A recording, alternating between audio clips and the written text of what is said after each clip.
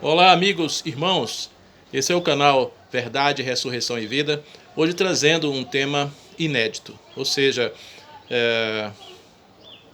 nunca falamos neste canal sobre este assunto que é a política. Nós estamos a 72 horas mais ou menos de um dos momentos mais importantes para a história da política da nossa nação, né? Pelo aspecto político. Nós tivemos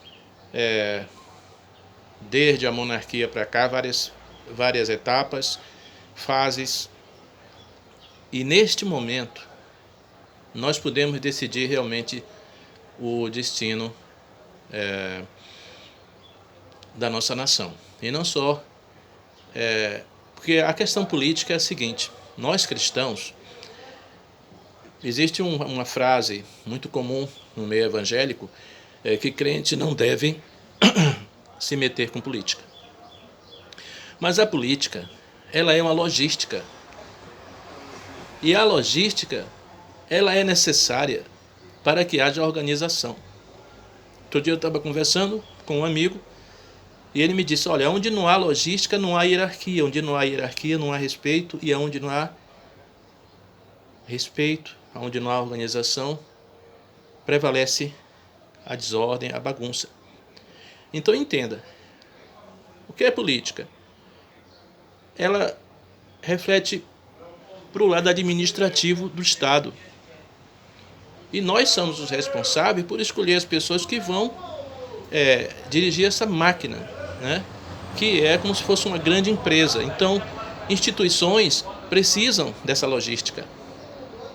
E nós, como cristãos, não podemos ser omissos, né? O apóstolo São Paulo diz que o Senhor não nos deu espírito de covardia para estarmos omissos, porque muitos crentes, muitos cristãos, né? Nós temos a convicção que somos lavados pelo sangue de Cristo, que somos nascidos de novo. Veja bem, muitos de nós, e um índice muito grande, não votaram, ou seja, fizeram abstenção do voto, ou votaram em branco, enfim. A omissão não é característica do crente. Precisamos, hoje, inclusive, conversando com uma cristã, ela disse que não ia votar em nenhum dos dois candidatos à presidência. Então eu disse para ela: olha, assim como a sua pessoa, suponhamos que hajam outros milhões que pensem iguais a você e vão fazer justamente o que você vai fazer, ou seja, votar em ninguém, ou seja, não vai votar, vai ser omitido o voto, né? Vai lá votar nulo. O que acontece? Vamos supor que sejam milhões. Esses milhões que vão se omitir farão a diferença. Acredite que 5 ou 6 milhões decidirão sobre os destinos da nossa nação. Então eu disse a ela: olha, não vota no candidato, vota na proposta que for assim melhor para o seu ponto de vista de mulher brasileira, cidadã, mãe, esposa. Então, vota na proposta. A proposta que você achar melhor. E nós, cristãos, temos que olhar para a liberdade da palavra. Em todos os países onde a ideologia política do socialismo foi implantada, e que é um caminho grande para o comunismo, a palavra, ela foi e ela está sendo podada. Ou seja, igrejas correm o risco de serem fechadas. Pastores, após fazerem o seu sermão e terem certeza que falaram de Deus, que falaram aquilo que Deus colocou no coração deles, correm o risco de horas depois serem presos e responderem por aquilo que disseram e que nem sabiam que estavam à mercê de serem, horas depois, né, presos. É isso que acontece. É isso que está acontecendo em diversos países onde o regime socialista ele é implantado. Na verdade, é um caminho, são passos largos para o comunismo. Eu digo, olha, irmãos, não vou fazer um discurso longo, não. O canal Verdade, Ressurreição e Vida sempre tratou de temas que não exatamente eram temas relacionados à política, mas estamos num momento decisivo.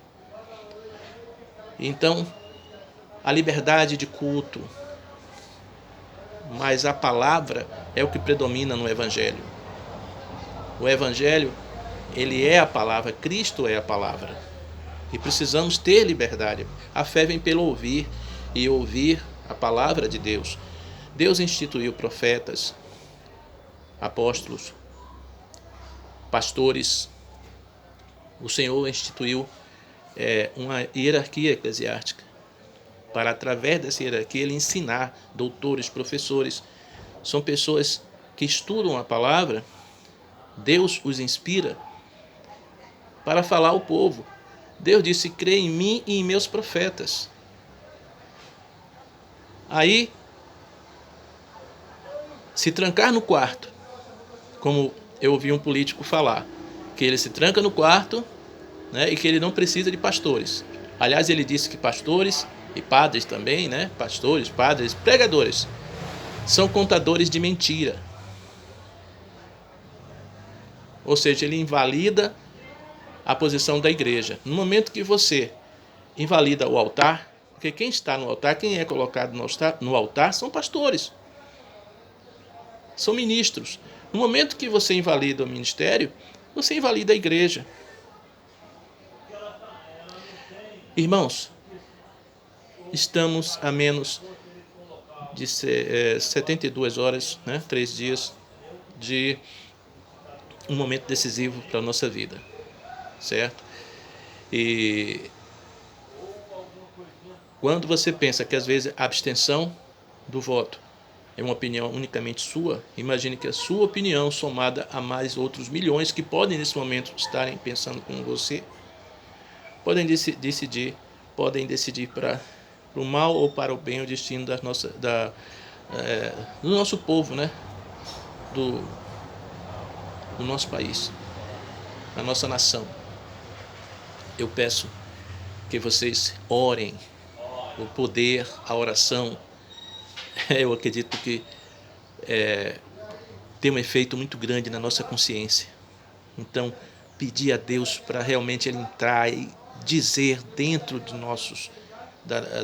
do nosso coração, da nossa consciência, o que devemos fazer. Eu me sinto aqui nesse momento como um mensageiro de Deus. E eu digo a você, opte pelo voto em que tenhamos certeza de liberdade para falar.